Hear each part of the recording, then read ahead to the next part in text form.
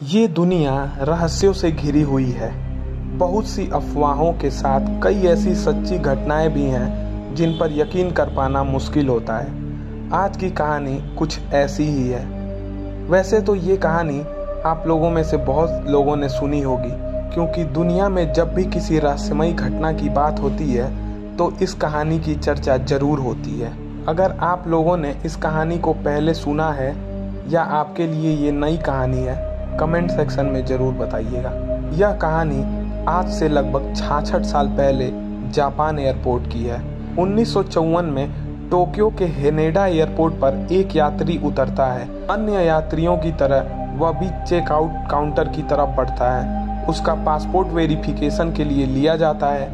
यहाँ तक सब सामान्य था, लेकिन यही बात तब असामान्य हो जाती है जब पासपोर्ट चेक करने वाले की नज़र उस देश के नाम पर जाती है जहाँ का ये व्यक्ति निवासी है। उस देश का नाम होता है टॉरेट।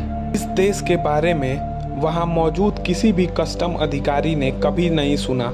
उस अनजान यात्री से पूछताछ होती है, उससे जापान आने की वजह पूछी जाती है तो वो बताता है कि वह यहाँ एक बिजनेस ट्रिप पर आया है।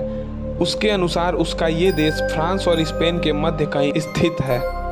पासपोर्ट पर लगी अन्य देशों की मोहर सही थी, उस व्यक्ति के कागजात सही थे, फिर भी भला गलत क्या था? गलत ये था कि जिस देश से आने का दावा वह व्यक्ति कर रहा था वह देश दुनिया में कहीं मौजूद ही नहीं था। जिस कंपनी का कर्मचारी वो खुद को बता रहा था, उस कंपनी का कहना था कि उसका इस तरह के किसी भी व्यक्ति से कोई संबंध नहीं है। इसी तरह वह जापान जिस कंपनी में मीटिंग के लिए आया, उन्होंने भी ऐसे किसी व्यक्ति की जानकारी को झुठला दिया। जिस होटल में यह व्यक्ति अपने ठहरने की बात कर रहा था, उस होटल में भी उसके नाम की कोई बुकिंग नहीं थी। परेशान कस्टम ने जब उस अनजान यात्री को वर्ल्ड मैप दिखाकर उसमें उसे अपने देश खोजने को कहा तो उसकी उंगली एंडोरा नामक देश पर जाकर रुक गई और वो झुंझला गया। उसका दावा था कि यह मैप गलत है क्योंकि यहाँ एंडोरा की जगह टॉरेट का नक्शा होना चाहिए। उसने ये भी कहा कि उसका देश यहाँ 1000 सालों से स्थित है।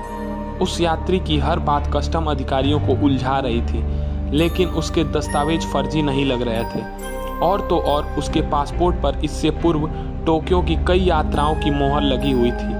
मामले को उलझता देख एयरपोर्ट अथॉरिटी ने एक होटल के कमरे में पुलिस कस्टडी के साथ उस अनजान यात्री के ठहरने की व्यवस्था कर दी।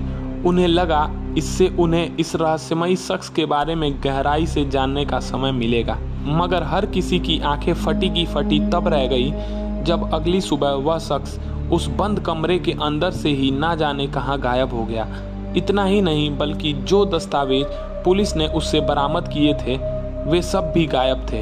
वह शख्स कौन था, कहां से आया था और ये टॉरेट देश का क्या राज था, ये सब आज 68 सालों बाद भी एक रहस्य बना हुआ है।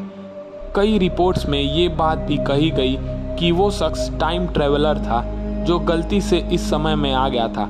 हालांकि इस तरह की किसी भी बात की कभी पुष्टि नहीं हुई।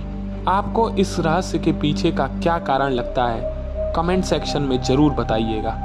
और कहानी पसंद आई हो तो वीडियो को लाइक और चैनल को सब्सक्राइब कीजिएगा। हम ऐसी ही कहानियाँ आपके साथ साझा करते रहेंगे। फिर मिलते हैं एक और नई कहानी के साथ। तब तक के लिए नमस्कार, धन्यवाद।